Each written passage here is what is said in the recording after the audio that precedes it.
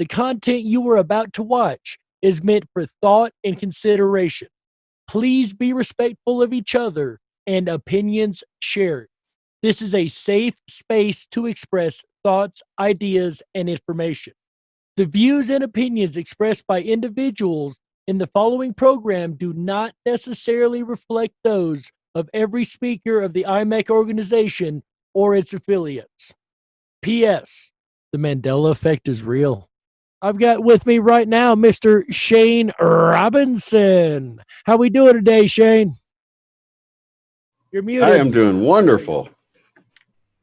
I'm so glad to hear that, man. Wonderful conference so far, you think?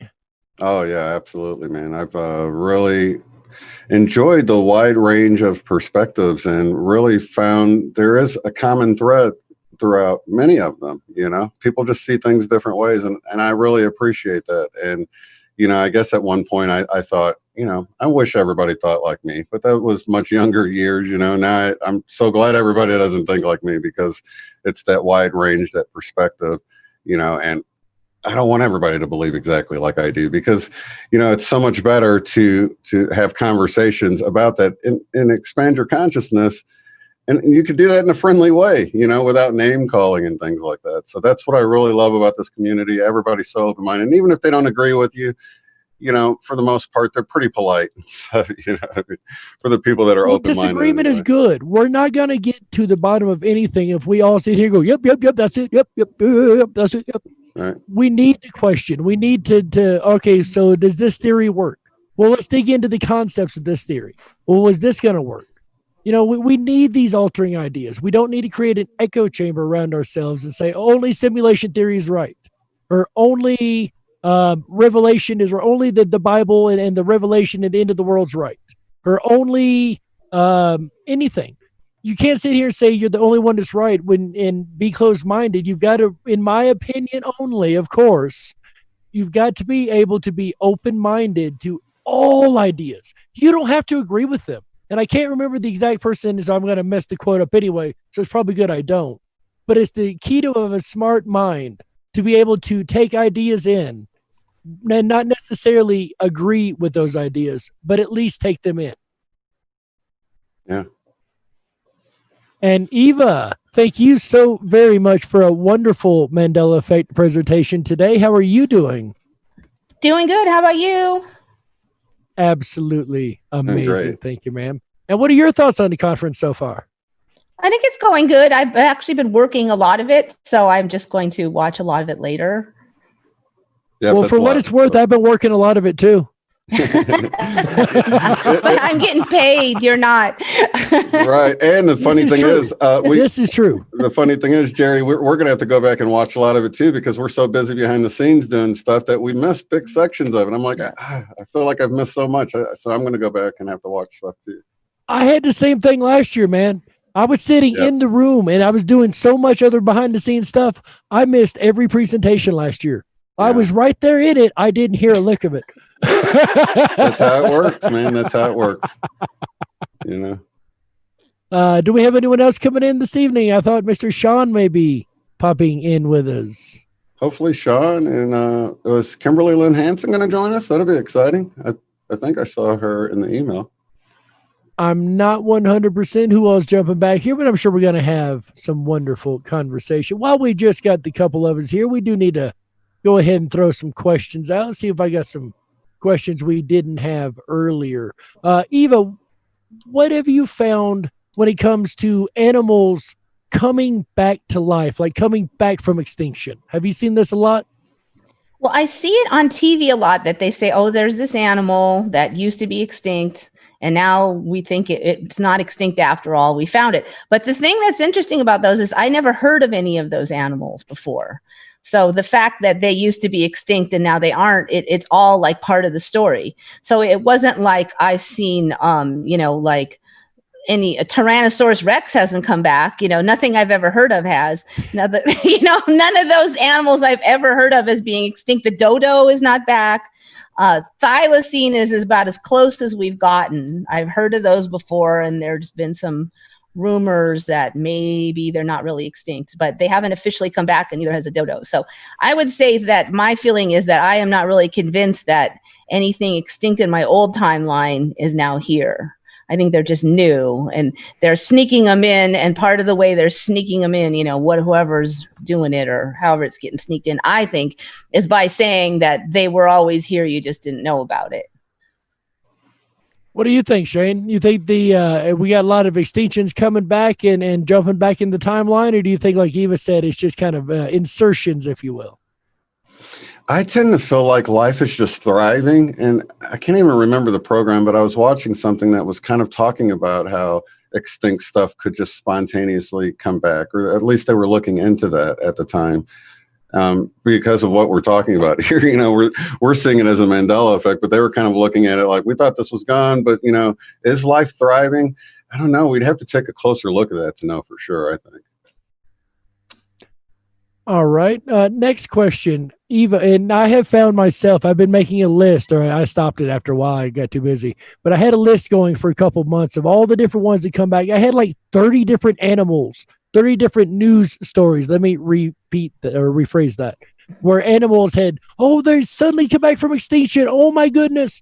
I remember, and there's a couple of us in the community that do, not many, but I remember for a couple of weeks, the dodo did come back. There was these reports that everything, the dodo was back, and then all of a sudden it's like it never happened again. And there's about 4 people I found in the community. I heard about that. I remember that. Remember that? That's gone. That's just, yeah, that wasn't that long ago. That one's kind of tricky, because I did hear about it, but then for whatever reason I didn't check it like right that day. That's how it is for me. And then I looked into it, and they were saying that it was just like video from it was video from a show that was not really the dodo. It was like, this is what we think the dodo looks like. And they had pilfered some of that video and said, ooh, the dodo was spotted. Okay, so I don't know if maybe in some timelines it really was spotted, and then in other timelines it was, it's just mistaken video theft. You can't really tell with these things, because that's what we see with Mandelas that we know about for sure. Now it's like, that was just from, some documentary that was done incorrectly or something. Exactly. So, there's always weird excuses for certain things. So it could have been almost back and then disappeared again. I don't know, but I have not actually with my eyes seen scientists saying, yes, it's back. So not yet. Probably one of the weirdest ones for me is like the JFK car in the museum still being the 4-seater. Oh, yeah. That like, changes. That video changes. It's changing all the time. First it was black and white, then it was colorized, then it was always color, and then it the whole angles and everything. And like I did not have it where her brain flew out. When he was shot and his brain goes. Psst. It wasn't like that in my old timeline. It didn't splatter all over the damn place. And I watched it getting more and more and more. It's like getting more and more spray, as we shift. And now there's new camera angles, everything. Oh my, it's just constant. New camera angles. And she was climbing out. She didn't climb out the back for me. And then she was just kind of leaning over the back. And then she was climbing. Now she's about ready to fall off the back of the vehicle, so that's also another thing that keeps shifting. It was really strange. I can't even remember who it was that I was talking to, but they had studied that so closely but been so close to it that they didn't see the change of the amount of people in the car, but they noticed that she was different because they studied her so closely and her movements and all that. They were like, they took the download for how many people were in the car. That wasn't weird to them, but now she's just completely changed, so it is weird how different elements can be rewritten. Not really the whole narrative. You know what I mean? That's just so strange. Like a partial download. I think for me, though, a lot of it is just what I paid attention to when I was studying it the first time. And so you just can't, maybe they never even questioned how many people were in the car because, who cares? It really only matters who got shot and the angle of the bullet and stuff. So they probably only studied that and never even put a thought to number of people. And that would probably be true for people who studied it a lot versus the average person is just kind of surveying it with their eyes and taking the overall look. So that doesn't really, I don't necessarily think that that's a download thing. There's a lot of times when I just remember certain specific details, but I didn't really pay attention to all the others. There's just not enough brain cells. Do either one of you remember watching any of the documentaries about the JFK thing where they're kind of like discussing whether the driver did it? Yes. Like if he's kind of turned around and there's this one frame where it almost looks like a gun's pointed backwards right around. I think it's right before the frame where he gets shot. Is that still in the documentaries? Do they think he shot over the two people between? I haven't went back and seen the documentaries in a while, but from the footage that I now see that we call the Zapruder film or Zapruder, I can't remember. Right. I think it's a P. Yeah. But from the footage that we now see, which is not what I remember. Number one, the footage I remember was grainy black and white, not this beautiful color footage we have now. Yeah. We had a different car there, of course, many less seats. It was a 4-seater, not a 6-seater. Yeah, this one is specially made for that. The other one wasn't. Right. Well, the problem is if you go with the idea, because I did look into JFK way, way before. If you go with the idea that the driver turned around and did it, okay, fine. You got to shoot through two people now to get to him. Like the whole scene, the setup just makes no sense for that to even have been a conclusion they would have come to. And the window, there's the window there too. Right. Yeah. Yeah. So how would he shoot through the window? Now, my original timeline didn't have the magic bullet either.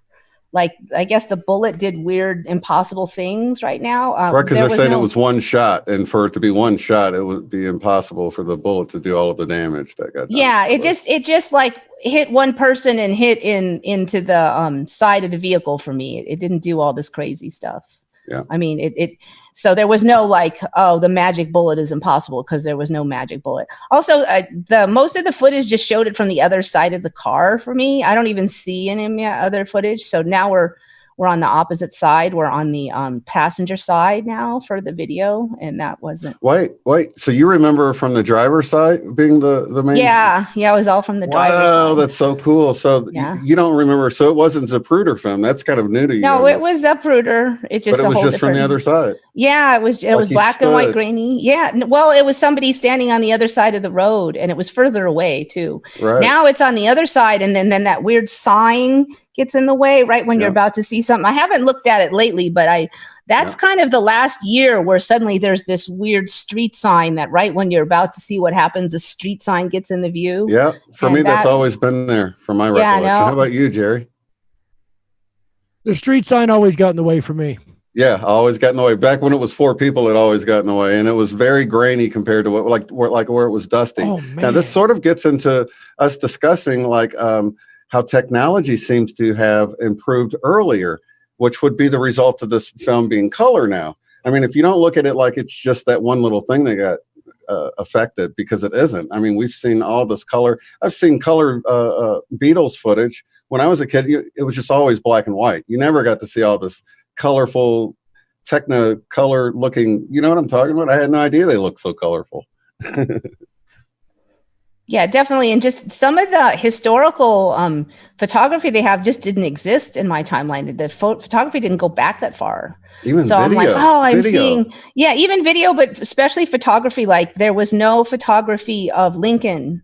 We didn't have any actual images of him. We only had drawings and portraits.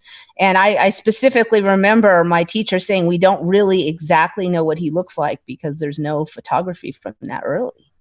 So now there's a bunch, and other. The Civil War pictures. Have you seen these gorgeous Civil War pictures now? They're better than the original Zapruder footage. I know, it's just, and then they're like, oh, well, some of that's been cleaned up and stuff, but some of it hasn't, and it's just another way that it's kind of the Mandela effect is kind of hidden by that excuse, I think. So you bring up something right there, and this came up earlier today, and I've seen it come up on your channel quite a bit. And that's the idea of these fake pictures and determining, a lot of people put a lot of stuff out there. How do you determine when you say you run across the sun bear, for instance, and the sun bear, for those that don't know, is this big bear with a huge sun on his chest. I had never heard of it. When you find something crazy or odd looking on Google, what is your your way of researching, verifying, validating that?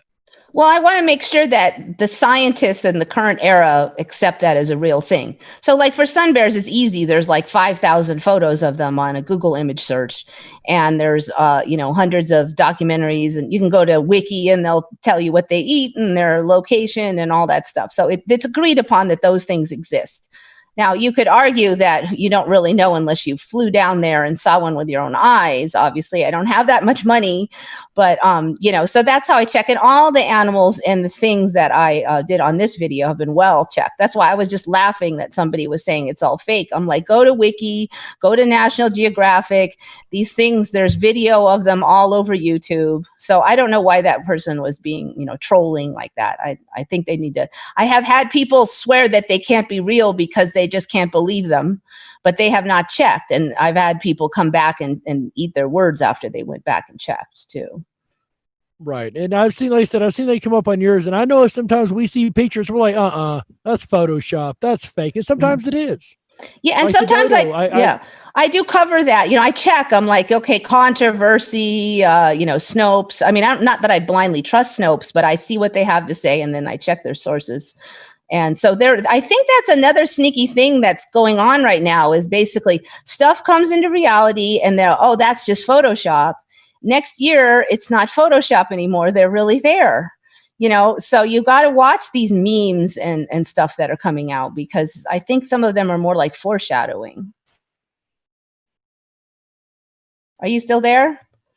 Yeah, I'm here. I've got so many questions coming in. I'm like, where do I go next? I've got one. I've got one here. Okay. This is from Francesca Henderson. Since we know we can change reality, do y'all think we should focus on changing our world or focus on unconditional acceptance? Okay, well, first, I do think we can change our reality, but I don't think I want to say we know we can change our reality, because that is still an opinion. It is something that has that I have seemed to verify in my life, but I don't think everybody's going to agree on it. It's not a fact written in stone. I don't know what a fact is anymore anyways, but I don't want to say that we all agree on that. But I think that subject's come up a lot, and I covered a lot on my channel, is just like the power of thought and what you're thinking about and how that may change the reality. So yes, I do think that really look at what you're concentrating on and whether it's a lot of negative stuff or a lot of positive stuff. If there's timelines, then why not shoot for a good one? Why not try to look for a positive timeline and hope to be in it? And the worst that can happen is it doesn't work. I don't see any downside in trying to be positive and looking for a good timeline. I mean, I'm not saying don't have an extra couple of weeks of food in the back room just in case, but don't stress over it. There could be a blackout, or you could get, break your leg and be glad that you have that food and the rest of the world is great. It's always good to have that stuff, but I have never found a downside to trying to find a better timeline. It seems to me like it works. So go for it.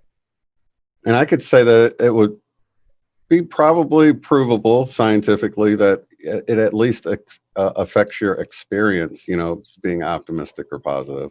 Okay. Maybe not the actual reality, but your experience, and that kind of is our reality. So, I mean, loosely, you know what I mean?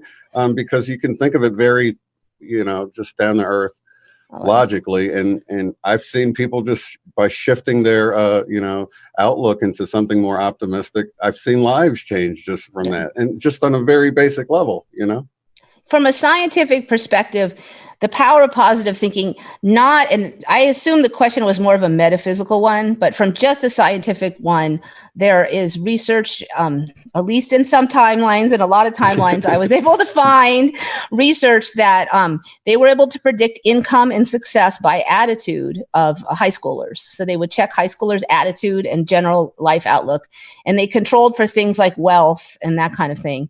And people with a kind of a positive, certain kind of a go-getter, like I can do this attitude, were much more successful in life. So that's from a scientific one.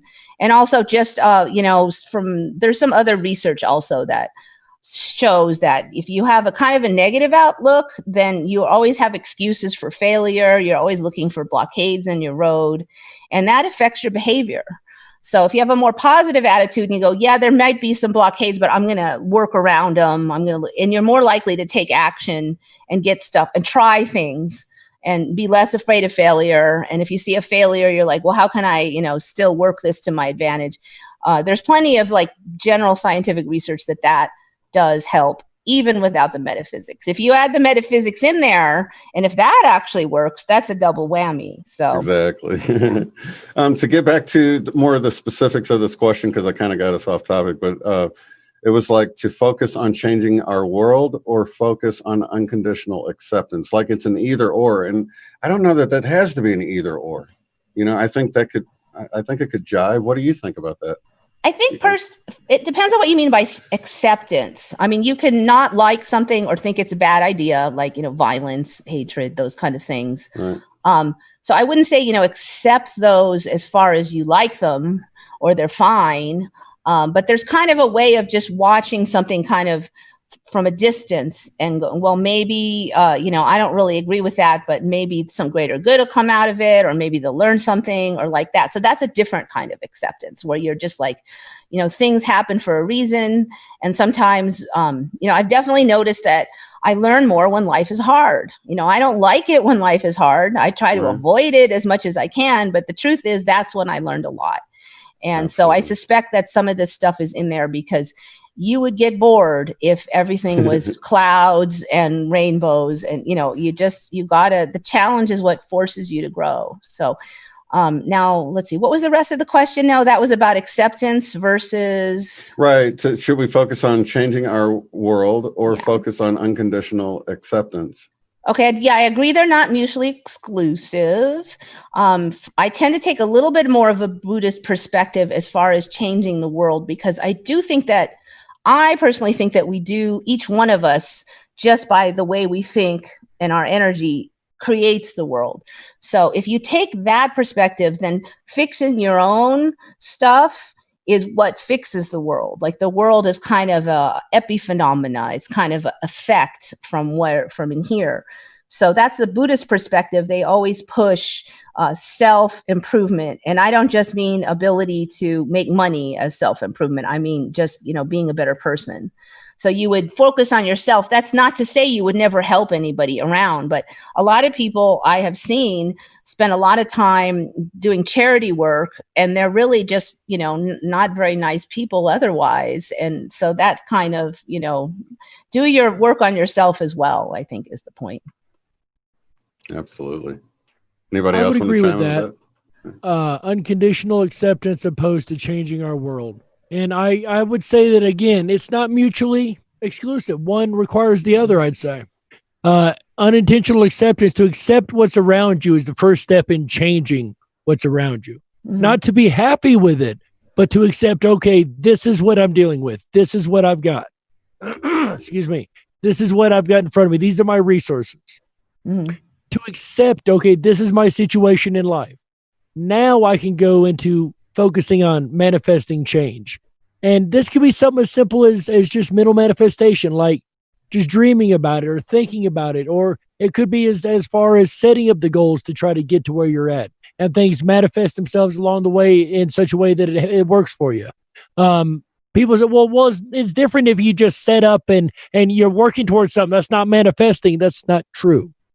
That is equally manifesting, though, through hard work. But then you can look at your journey. There's going to be little moments where you're going to have that in the right place moment. Or, wow, if I hadn't done that, then I would have got to this. Or just those little, I'm sure you guys know, you've looked back on things, been like, oh, wait a minute. Or things have happened to you. How in the world did this happen? And you look back, oh, wow. But it all started with accepting, okay, now here's where I'm at and here's where I'm going, in my opinion. Yeah, I do think you have to kind of contribute something. And I always tell people, like, okay, if you really want something and there's nothing blocking you, then you would automatically go forward and try to get it. Like if there's a really good dinner on the table, I don't just hope that the dinner floats over to me or someone comes by and picks it up and brings it and hands me the fork, right? I'm like, I want that dinner. I get it. So I get up and I walk over there. And if there's a cat in the way, I walk around, So if you really want something, there's nothing really, why aren't you going after it? You know, you may not be sure, but there's usually at least some things. Well, maybe if I try this, so if you're not even doing anything, just dreaming someday I'll be rich, but you haven't taken even one step in that direction, there's probably some issues inside you that are, you know, afraid of, maybe you're afraid of success, afraid of failure, afraid of what people might think. There's something, there's hundreds of things it could be that are probably opposing you on the other side. And I think you do need to look in there and see what that is and why you're not even moving forward. Because even the busiest person has 5 minutes a day to contribute to attempting something. You know, if you really want to do something, you're going to at least do it some. I mean, like, no matter how tired I am, if there's something I really like, I can spend a couple minutes on it. You know, so if you're not moving forward at all and you're relying totally on it just coming to you, ask yourself why. Absolutely. Sean, what do you think?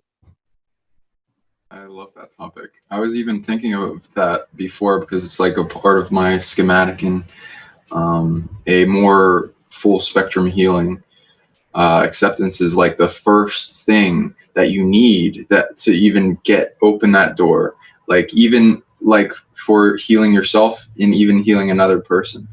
There are people that are so traumatized that are like in a deep down inside, they're like in a ball crying, like from whatever happened to them in a wound, like an aspect of them that's like put away into a little box to you know, push down that emotion how they tell us to, and then it stores. And so acceptance is the only thing that can create a field of love, forgiveness, wholeness, accepting them for who they are as they are, not needing to change them. That even allows the healing space to where they would piece together everything they need to heal, not incurring on them, and bringing them to space to heal themselves by empowering themselves. And you can absolutely do it in both pathways of the Buddhism, detachment, letting go of everything as you accept it for who it is and let go of all desire to change things, which I recommend going into both, and they're kind of like modes, and it's like a kick you build on to go deeper. You can do also, so like the Bodhisattva path of like, I am not complete, I am not whole, I am until everyone else is, like, kind of thing, where everyone goes around, the ones that are taking this path want to help everyone else, because there's like a thing where our brothers and sisters are kind of stuck in this game until they retake it, help Earth to heal, free herself. And so there's like that ultimate and seeing everything as you. So like, it's a definitely balancing of the path, because one can get overwhelmed in either one and either go into the cave and never come out, or you know, so there's like a balance in between. And acceptance for everything as it is, not needing to change it, even your greatest enemy. If you can do that, it has almost no effect over you, and you can build on that with acceptance, forgiveness,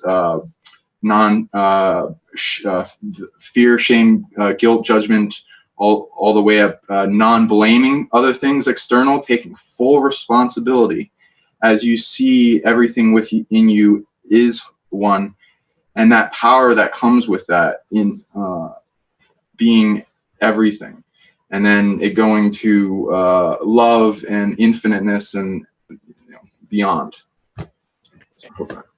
Appreciate that, Sean. Anybody else want to chime in? Shane, you got anything on this one? Nothing more than what I said in the beginning. All right. So following up the question, we got another consciousness question. Let's try that again. Jams asks if consciousness is here to express itself in multiple simultaneous ways. Is an agreement on collective memories a way to funnel us into one, thus more controllable? And what do you guys think of this? Because I've heard this a lot during this conference. I've seen this particular question a lot during this conference.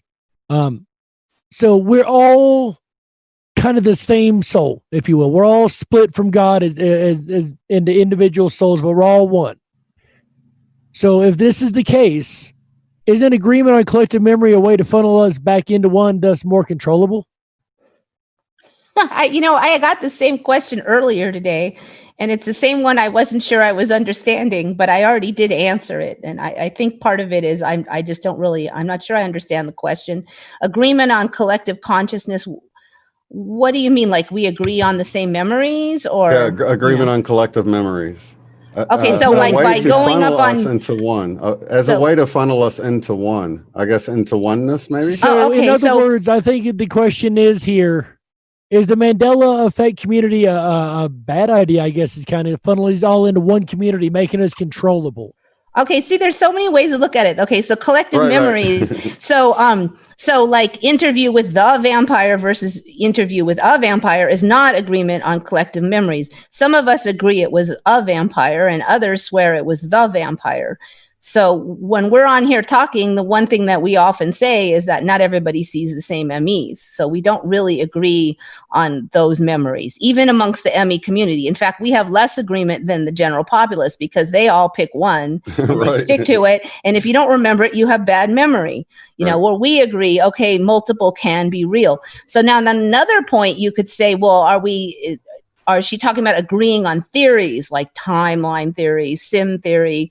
There tend to be a lot of sim theory, dream theory people on my channel because I tend to, like attracts like, and that's my kind of a spiel more where, some of the biblical channels have a lot more people who look at the Bible more literally and they look at the Mandela effect through what it says in the Bible. So that's another theory. Of course, everybody thinks I'm sure the Bible people, a lot of them believe that is the correct way. I am not 100% sure on mine. I think it is. So I don't think we agree on the cause or the theory of the Mandela effect or nature of reality either. There could be a danger. Or is it? I don't know. Is that a danger? If a whole bunch of us agree on one thing, will that become the official storyline of the future? Like if we all agree that there's going to be a giant shift when the wheat and the tar is, the wheat and the chaff, will there really be one? And if enough people agree with it, that could be a danger or it could be a good thing depending on what we all decide to believe. Right. So I'm actually reading this question and I've totally flipped it on its head now at this point, because you made me realize that we don't agree. Right. So if there was a collective that didn't agree, it would be the Mandela affected collective, not the general population, because they all believe in whatever is official, whatever you can Google. Right. Mm-hmm. Yep. So maybe Jen's Jim is talking the other way around, controlling them. I was thinking that too. I was thinking right. So I mean, that's a whole nother way of looking at this. And I think that would be more probable, if that's true, if what she's saying is true. Then you got the third way from a metaphysical perspective, all these weird memes and things that are just racing through the internet world right now against germ theory, against globe earth theory. I mean, if enough people believe it, does it then become reality?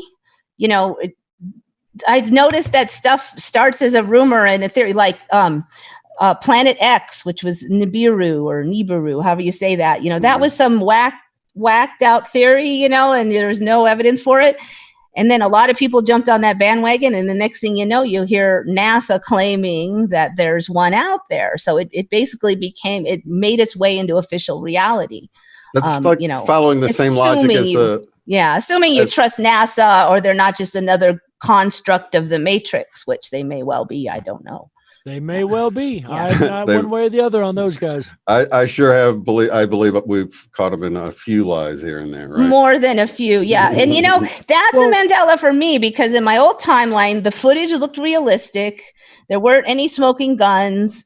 And now you look at some of the stuff and I'm like, there's no way that's not CGI or green screen. Well, here's one place that I can agree with all the different sides of the community. I don't agree with everything when it comes to that particular discussion, one way or the other. But as a ufologist, I can tell you for years and years before other communities started screaming it, NASA lies. NASA lies a lot. Yeah. Actually, now that you mention it, and conspiracy theorists have long suspected NASA of lying. You're right. And That's so why it they is got kind the of whole funny never that a we- straight answer. Yeah. And they- So I think part of it is people only want to go a little bit out of the box. So, okay, NASA is just lying about UFOs because they don't, because the government doesn't want us to know, but then assume they're telling the truth about everything else. But again, the evidence now is that everybody is on the screen, on TV, all the government, everything are so contradictory that you can't even consider that any of it's truth because it's constantly contradicting itself. The footage out of the ISS is ridiculous. I mean, even if you want to believe the Earth is a globe, that footage cannot be real, according to globe, so you could say that maybe they're just pocketing all the money and the Earth is still a globe or whatever you want to do. If you really look into ISS footage, you have to ask some questions. Absolutely. And I'm not going to take a stance here publicly either way on that. I don't think we really know. I mean, I know there's a bunch of lies, but as if you believe sim theory, then what is the shape of the world of Warcraft? Is it a globe? Is it a flat? It's a simulation. It's whatever that they decide to program it to look like. It's only the amount you see, really. It only loads in what you experience. So it doesn't even have a full shape, really. I will give them this much. And again, I rarely speak on this topic, so I really dance my words. I'm going to be honest with you. But if it comes to simulation, and if it is simulation that is true, when I watch a video game on my screen, and I don't care what the map has on it, it's flat. I give it that. It's always a flat map. So if it is a simulation, no matter what it looks to us, everything can be flat. Maybe it's our perspective that is the differential. Yeah, I mean, maybe that's all that really exists is your perspective out of your eyes. Maybe there is no real existence beyond that. So then what would be beyond your perception is just, whatever, it doesn't really exist, possibly. I know it's hard for me to explain that decently, but. I know what you mean. Sean, you got anything you want to throw in here, man? Feel free to jump in anytime, bud. Yeah, it's a very interesting topic. I would go into that. I don't much, I like going down all rabbit holes, so I've given all what you're talking about a great deal of thought, and I see validity in the pursuit of all those perspectives. So keep on pursuing the truth, please, no matter where it takes you. Even if it's like you're afraid of mind control, it's very short-lived. It's a fuse. It can only hold up to so much truth bombarding it to where it collapses, and then you rebuild an even stronger belief system. Our belief controls our mind, our reality, and if we test the operating system of it, you will see many things shift around it. So I don't see a need to go into the shape of things, because it barely it will translate to either one seamlessly, depending on the observer. And so it's more of what do we agree on? How do we come together? How do we win at this game? How do we, if it's a simulation, if it's cage, how do we break out? How do we find what we agree on and then get past? Because I remember when the truth movement was exploding on the scene, and then as soon as this topic came into view, there was a huge divide in everyone, and that it took down a large amount of the truth movement in the public view, and it was very depressing to me.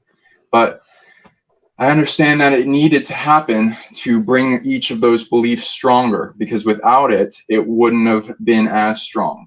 So please do continue in your pursuit, but know that eventually we all have to come to unity, and it can't be bullied. It has to be shown, and we have to make the choice. And it's not about taking others' free wills, because that's the whole belief system war that's going on.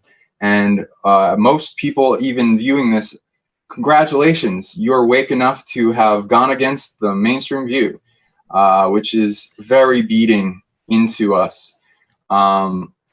So if we can come to find what we agree on and see the Machiavellianism divide and conquer, that is absolutely at work to split us all from doing, because if we come together, we win. We agree on what we want. We throw off the parasite. We throw off whatever's holding us back. And we go fully into our free will, our sovereignty of being the peak of the internal hierarchical order, getting out of external authorities and more into your truth of yourself, and being able to tap into that computer of knowledge that is you, that is the hologram. Everything is you. But it's okay. At whatever speed and rate you are, do it. And be in that space. And we love you. And we're sorry for any division. And it's painful to see, but it's okay, because we know what you're going through, what you must have gone through to feel so much pain, to want to see everything as external to you as an enemy, or more so than usual, to be divided, to be boxed in. It must be so lonely. I'm sorry. We love you. Yeah, he brings up a good point also. I think, beware whenever there's only two choices. So it used to be globe theory, and now the new theory is flat earth. But so now we've got these two sides that are fighting. And do we really have to do that? I mean, can't we just look at, hey, this ISS footage looks fishy? Do we have to get triggered every time somebody says it's flat or it's a globe? Can we just go, well, hey, look, we can agree on this one thing, that there's something funny going on over here and it doesn't make sense. And if you want to say it's flat earth or globe earth or some other earth, or, means some third, fourth, fifth, or sixth thing, can we still look at this without fighting over this? Why does everybody have to be so triggered? So what if that person thinks the earth is flat? So what if that person thinks the earth is a globe? I mean, are they nice people? Are they helping their grandma? I mean, what's more important in this world about what you think the shape of the earth is, or how you live your life day to day and how you treat other people? Is it right to be rude to people just because they think the earth is a globe or flat? I don't think so. Or because they want to discuss space or anything like that too. It's like a lot of times, a lot of topics are kind of off the table anymore, and or you get upset about just even having a discussion about something, I see it on both sides. I definitely see somebody wants to talk flat earth, and Mandela people are jumping all over them. No, I don't want to talk about this stupid crap, and then those same people over there are like, oh, these idiot globe earth people. I don't think that's the right attitude for either side to have. There's a whole bunch of crazy ideas that we consider all the time in the Mandela effect community. But the minute somebody says flat earth, it's like, oh no, we can't have that on there. Well, what makes them so specially hated? Right. I don't really see it. And I don't see why they get so triggered when people talk about globe earth. I mean, we've been taught that since we're a child, and it's in our, our speech patterns. Even if you don't think that the earth is a globe, you're going to accidentally use those words all the time. It doesn't mean you're, working for the devil or something, So I think we all need to chillax a little bit and have more discussion and less triggering. I think that would help a lot in so many areas. The cycle of abuse that's been passed down, whether they know it or not, in continuation. And it's in our teaching, it's ingrained in our culture. It's like, oh, you're crazy if you think anything else. Mm-hmm. Right.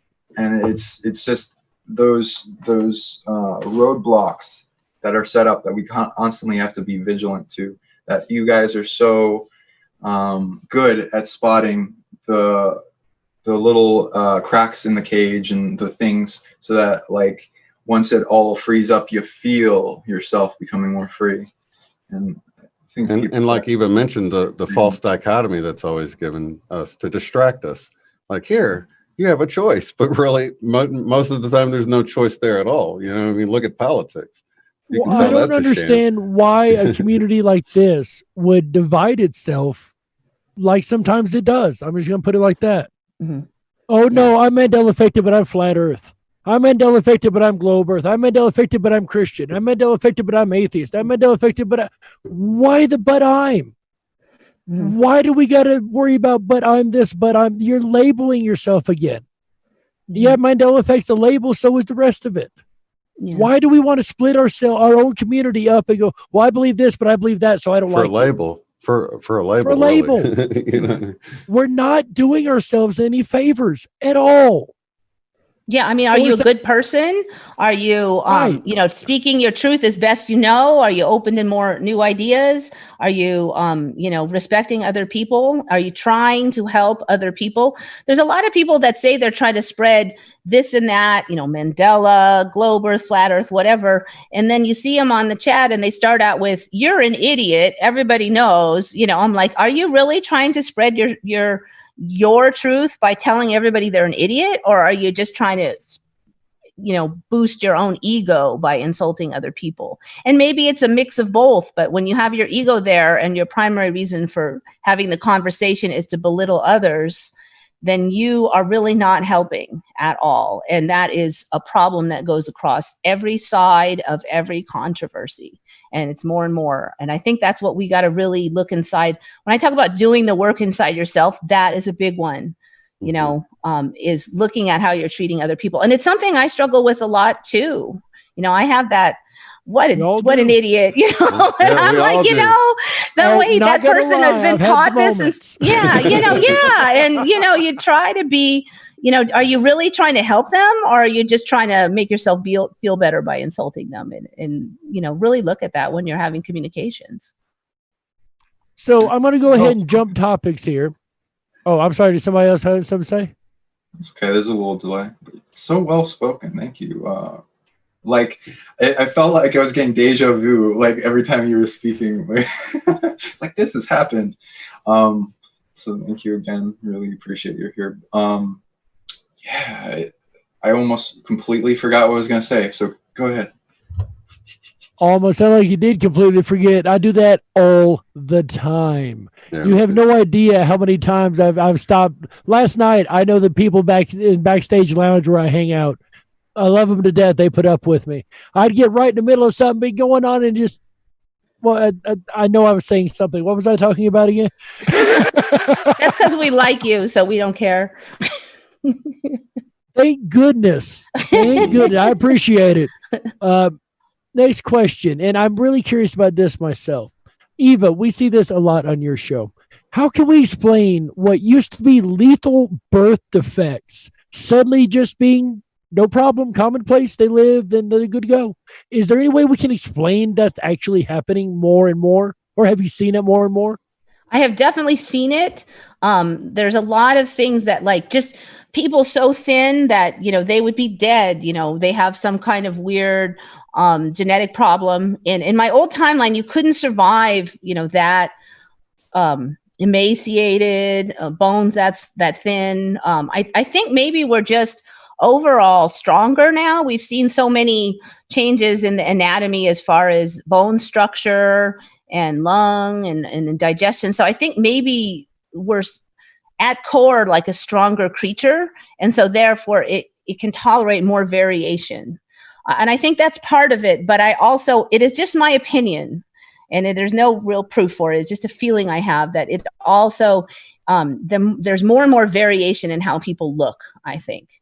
With the coloration and the eyes. And I've seen some faces, you know, in the last year in real life, people that to me, their face looks very strange to me. I mean, it's just not a face that would have existed in my old timeline. It looks, and so I think maybe we're just going to have more variation between people. Just we're getting used to different looks, thinner, taller, you know, longer, different numbers of fingers. And I'm not really sure what that means. I mean, is there an alien aspect to this? Or, you know, are we getting used to these looks for that reason or what? I'm very curious because I'm not sure on But that. Doesn't that sort of fit what you were saying earlier about how animals were able to eat more things? It's sort of like this common theme. We're seeing it play out in different ways, maybe. Yeah, I think, well, they're stronger. That I definitely, I think it's pretty much agreed upon that most of the changes are resulting in a more robust creature, animals, humans, as far as the animal biological nature of us. I'm also just seeing more variation with colors and things. And it just seems like it starts out like it's some kind of weird disease, but oh, it's really not that uncommon. And oh, that this disease doesn't really hurt you that much. And so, Then it's been I around don't. since the 1800s.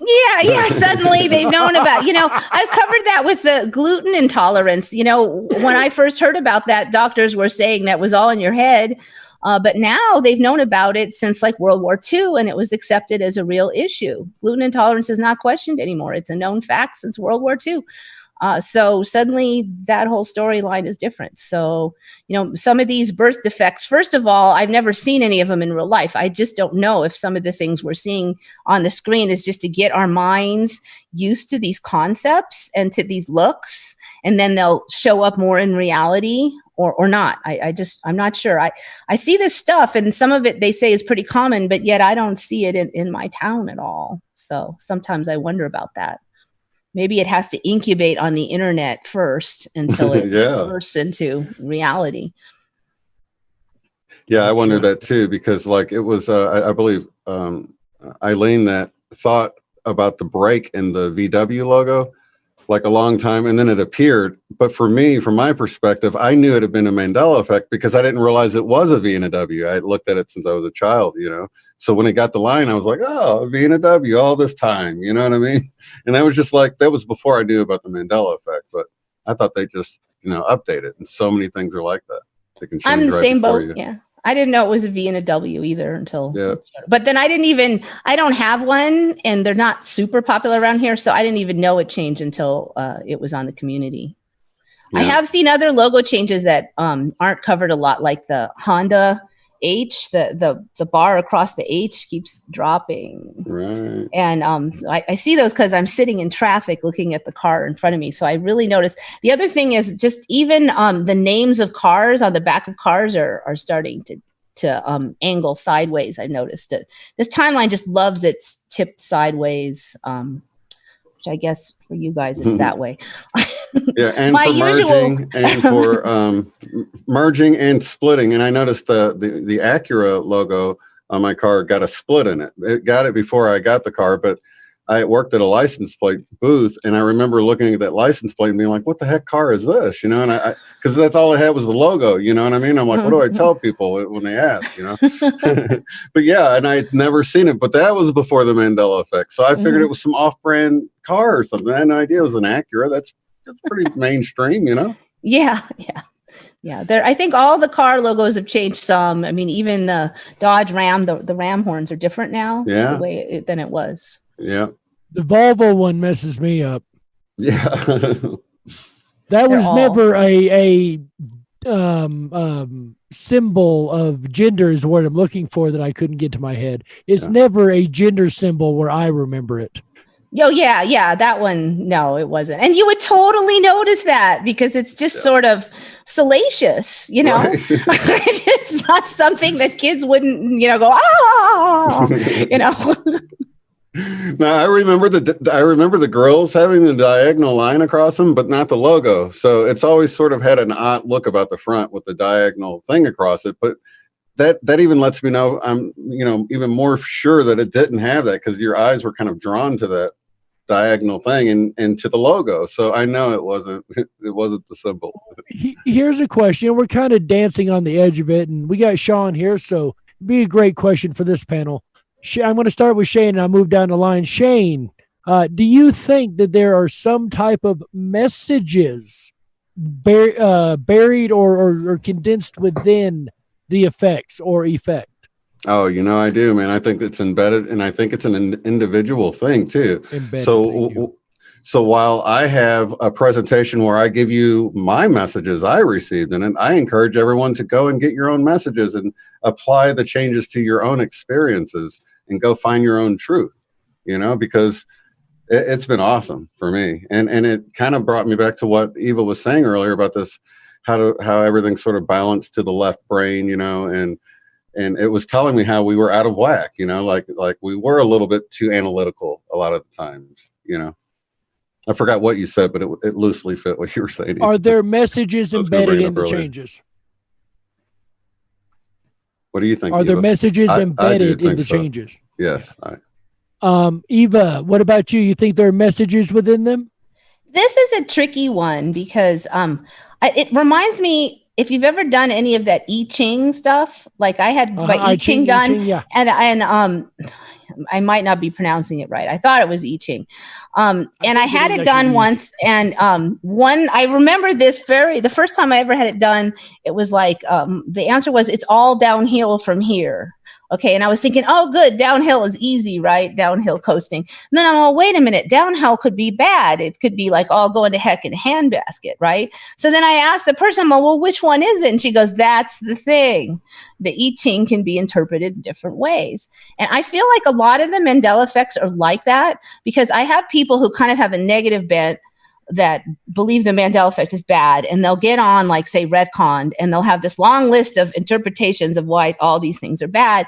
And then some positive person will come on and they'll have this long list of interpretations of how they're good. And a lot of times I feel like it's like the I Ching. It depends on how you look at it, and it could be bad or it could be good. I mean, there's certainly ones I don't really like some of the really gross animal ones with like peeing on your feet and stuff. And, you know, I'm like, ew, I definitely could live without those in my timeline, you know, like, and you could get rid of the mosquitoes while you're doing it, you know, but, so I'm not sure. I think, there's only a few that have a strong trend, is that the biology changes seem to be making us stronger. But then there's people who turn around and go, oh, that's because we're going to have these huge challenges and we'll have to be strong to survive. So then you could totally flip that one around, you know. So I don't know. And maybe it depends on which timeline you go to. You know, maybe if you really look at the positive, you're going to go that way. And, you know, there might be more than one outcome. Everybody could turn out to be right. So be careful what you decide is right. That's what I tell people. Exactly. That's beautifully put. I fully agree with that too, because it's more even important to the observer, because even though we're also in a multiplayer hologram, we're also in our own bubble hologram that's more interested in inside the range of the bubble in the projector screen. It's more interested in what we're going through and our maintaining of that. And that's when the clashing happens and the incongruence of memory. But yeah, it's both. And a lot of times with either whichever one starts first, as if it's a natural positive shift of like the collective earth or the beings that have earned the authority, or the parasites that have stolen the authority, such as the ones that the militant truthers go into with the dark rabbit hole, which is why it's necessary to expose those, and you're doing a great job.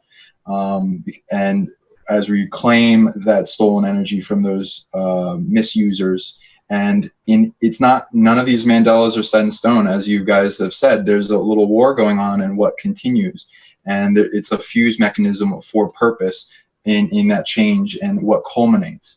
And in the full-on equation, you don't know what we're getting ready for in the future. We might have to go through some shit. Some crap storms, and it's like those trips that keep us from getting hit by a car an hour later. It's these little things that come in. Both Earth is like doing this interesting thing to balance both light and dark coming in to immigrate, so that they can hold themselves up and grow in perfect synchronicity. Evil is like some other force that like tries to get in the inner working of that and throw a monkey wrench into that. And if everyone comes together like they have had to protect the planet in the past, then we throw off those big things. And sometimes, in any moment, the reality bubbles can be threatened, and it has to become more resilient. Like Eva goes into it, the evidence of the robustness of our DNA and how it's getting stronger to take on more impact, so that there's less to worry about. But in order to do that, we have to go through a lot of stress, and nobody likes to go through stress. Everyone likes to be comfortable in their own, bubble. Yeah. Like Eva was saying, we grow more through adversity, I mean, we all want to sip a martini on the beach and chill out, but you're not growing then, are you? Well, what do you remember? slowly. Do you remember the easiest times of your life, when everything was going great, there was no issues? Did you remember those times when you struggled and really had to work for something and everything was going wrong? Which time do you remember most often? For me, it's those rough times that come to mind. Yeah. Most changing moments in the character building moments, really. But I do think there's a danger in fixating on the negative too, because we don't want to just, I don't know. There's a fine line for me where respect the advantages of having the negative, but also make sure that you're growing as much as you can and having those rest times of the positive, and don't only think of the negative. I think that glorifying suffering is not the route. I mean, you only want to suffer as much as necessary to learn the next lesson. And hopefully that's not much. So try to learn your lesson hopefully quickly. you can learn it without the suffering, right? Minimal. Just, right. Try to be flexible so you suffer less. I don't think there's any glory in suffering. It's just what you can get out of it. And if you look at humans, you would think that we would always be looking for positive, but you have people climbing Mount Everest and I'm going to do this marathon. And, we're always setting these difficult goals for ourselves. And even just watching miserable movies. I used to watch like sad movies all the time. And I'm like, at some point in my life, I went, I don't want to watch any more of those sad, depressing movies, even if it's good. I just, the music. Why do we like them so much? The music used to be for me. Yeah. There's so many negative lyrics, depressing. I'm like, why are we picking this stuff? Why do we like it so much? Yeah, absolutely. Some of us are gluttons for punishment, I got to say. And I was that for a long time. I don't recommend it. I think my life has gotten a lot better since I've tried to shift, and I tried to shift away from it. And then I found that I naturally preferred more positive things. And my life has gotten a lot easier since I've done that. You know what? And it's funny that you said that because it's been the same way for me. It's more like looking back at the hard times and realizing what you got out of them to help you come to terms with, I wasn't the victim there. I was the student learning something at that point. Mm-hmm. So that kind of takes you out of the victim mentality and helps you have more faith moving forward, I guess, that, whatever I come across, I'll learn something out of it, even if it's tough. You know what I mean? Mm-hmm. So I don't know, just that the sense of moving forward. But I've also learned that noticing when hard times come, if you try to find the meaning in it right away, a lot of times you can learn your lesson from it without it spiraling into something horrible. You know what I mean? I mean, you can realize what it is. You're like, oh, recognizing what this is, I can deal with this much better than fighting it. And so many times we see something coming and we fight against it, fight against stuff for years for people. You know what I mean? Yeah. The more you fear it, it's like it becomes this giant thing on your back, this monkey, oh my God, what if I lose my job? And you're, terrified of it. And, once you kind of get the attitude, okay, if I lose my job, I'll deal with it. I'll look for another one. Maybe it'll suck for a while, but have a little confidence, you'll find another one, or you'll just have, just kind of taking a different attitude about stuff. Then I find that if I don't fixate and fear on the negative, I actually experience less of it. Things just kind of work out. I've kind of learned that lesson. That the law of attraction, the more you concentrate on something, the more you get it. So concentrating on the negative can be dangerous. If you're looking at it as like, what did I learn and how did I get out of that negative? Then they're actually concentrating on the positive aspect of that negative. So there's like, it's subtle. Exactly. Letting it go or transmuting it. Otherwise it is bad. But it's like when the power of light is only able to expand as it's balanced out of neutral, unfolding like a flower with an equal opposite shadow in the reflection. And that only grows faster if they're balanced. Otherwise, it swings around and then reestablishes itself, which is the whole mechanism why resilience is needed.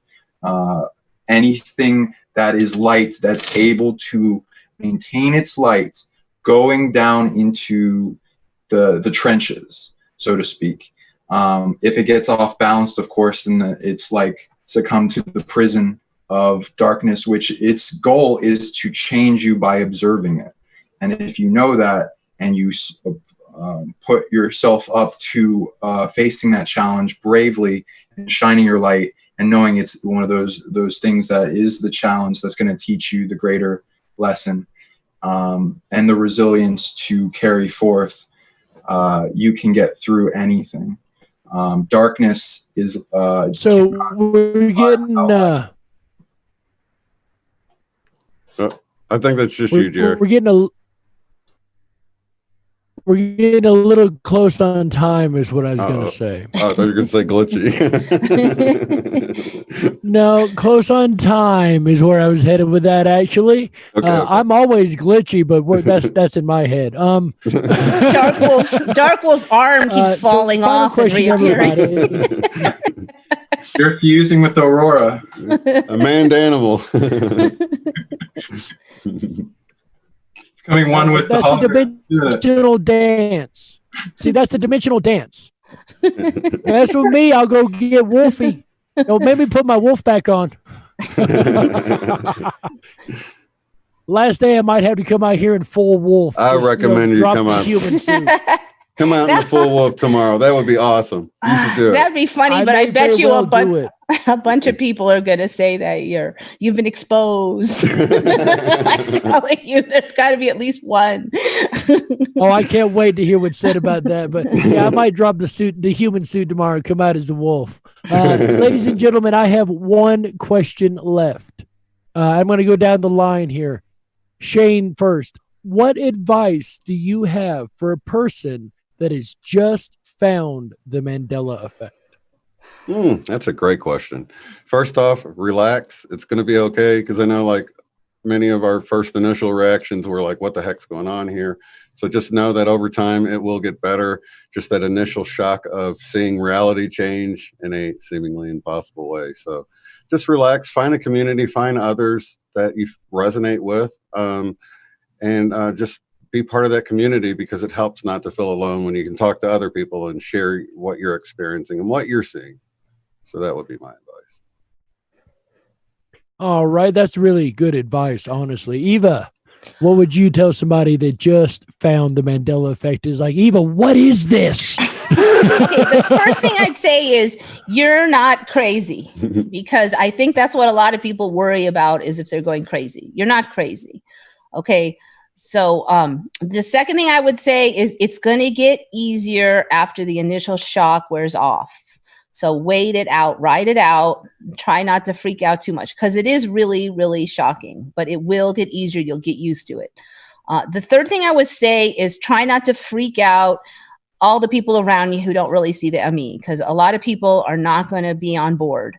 And if you push them, they will get scared. So that just causes problems that you're going to have to deal with later. So try not to push people on it. I know it's hard, but try to just dial it back. And, you, like Shane was saying, find your group online, talk with them about it, get that social assistance from our own people. And over time, you'll integrate it and you'll be all right. But it's just give it some patience and try not to freak out. Great advice. And Sean, I've just found the Mandela effect, dude.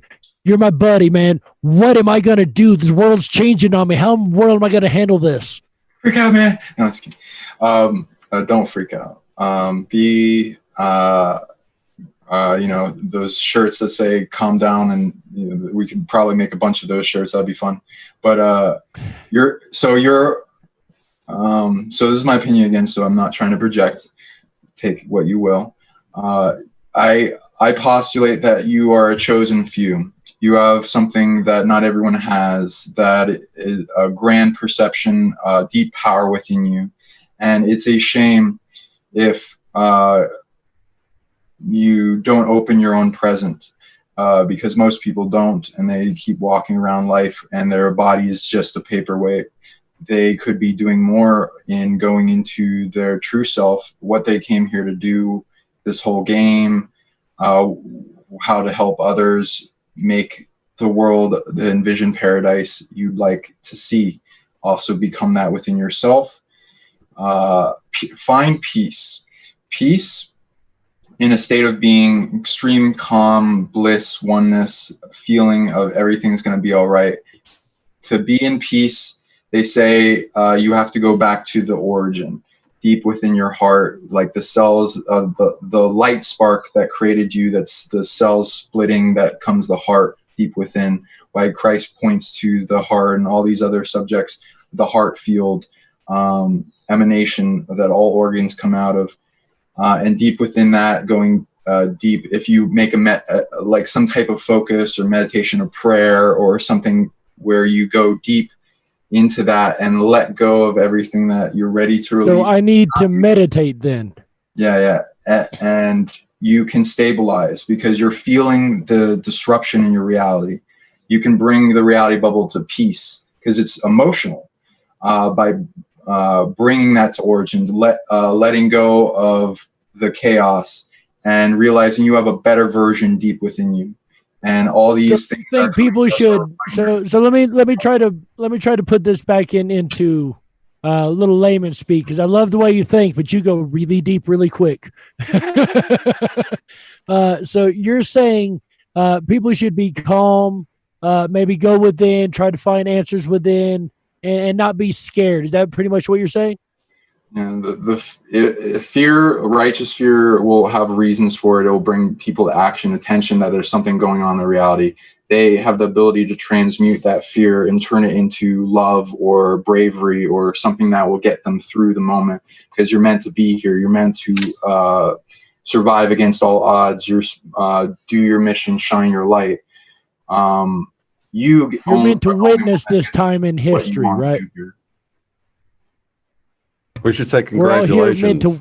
That's what we should start with. Congratulations. Here. See it. Exactly, party. I like that answer.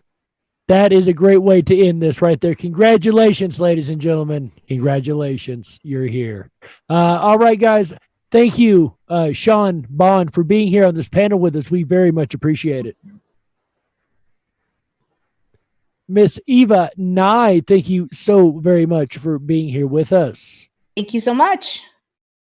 It's an honor and a pleasure to have both of you guys. Shane Robinson, of course, our co-moderator on this panel. We very much appreciate you, sir. Me and Shane been modding off all day, been having a great time. We're going to go ahead and take a short break here, do some deliberation on the question contest. And if I can have Cynthia Sue Larson backstage, please, as well as Christopher Anatra, if at all possible. If I could have both those members backstage. Ladies and gentlemen, we're going to take a 5-minute, maybe 10 minutes break, probably 5-minute break, and we'll be right back right after this. All right, ladies and gentlemen, welcome back to the final segment of the 5th day of IMEC 2020. It has been a very, very interesting, amazing, intriguing, and information-filled day. Right now, we have the winners of our book contest. That's right. Again, here it is. The book, apparently it takes a lot of monster to keep the wolf on his toes. The book Reality Shifters, When Consciousness Changes the Physical World. There will be 2 copies given away. The winners for this day's giveaway is Alva Yarter. Alva Yarter, great question. I believe this was about the teeth of an animal and whether or not it changes with the meat that it changes. Then we got Overprotected 222, who asked a question about the orangutan or the orange tang. Congratulations, ladies. Go ahead and email us at team@imec.world. That is team@imec.world to claim your prize and let us know where to send it to. I would like to go ahead and shout out all the winners thus far in this book contest. Every one of you are so very, very lucky because the questions have been amazing. We've got Nachiketa, I got it right. All right. Bella Virgo, Imaginationary Man, Morris Rhodes, Mike Infinity, Eric Millman, A.J. Olson, and Otsuko Uchida. Congratulations, ladies and gentlemen, for all the amazing winnings. All right, guys, we are going to go ahead and thank everybody involved in this, the IMEC Board of Directors, the sponsors that we've had, the rippandrabbithole.com or the Rippin' Rabbit Hole, Conscious Life News, Dream Vision 7 Radio Network, Higher Journeys with Alexis Brooks, and the Kingdom of Nye Radio Network. I've always wanted to do this, hold it to the side like the old school announcers. I don't know, being silly now. Our super chats, we appreciate you guys very, very, very sincerely. Earth Daughter Feminem, Melinda Iverson in Propagate This Light, Dark Slayer 1, Victoria Macros, Esteban Herdez, Eric Mill, Nicola Simpson, Otsuko Uchida, Jacqueline Klein, Moneybags of 73, JoJo's, Nadia, Andy Schwang, and the medium that rocks. That's right. Tomorrow we've got a little bit of a different schedule. Tomorrow being the last and final day of the IMEC 2020 conference event. We've got the contest results from Miss Kronos Mago. We will be giving away the money tomorrow, ladies and gentlemen. Make sure you tune in to see if you did win. After that, we've got, well, it's not a secret, it's a surprise by Miss Kimberly Lynn Hansen, followed by a Q&A. Then we will have the final super panel of the IMEC conference. We will have that at the end of the day, and that will be the final event of the entire conference. So, ladies and gentlemen, we thank you so very much for being here from the bottom of our hearts, from the IMEC organization, from all of our sponsors, and for everything that you've seen this week and everything that they've done to help us. Thank you, and we look forward to seeing you tomorrow morning. Ladies and gentlemen, I'm Dark Wolf for International Mandela Effect. Good day.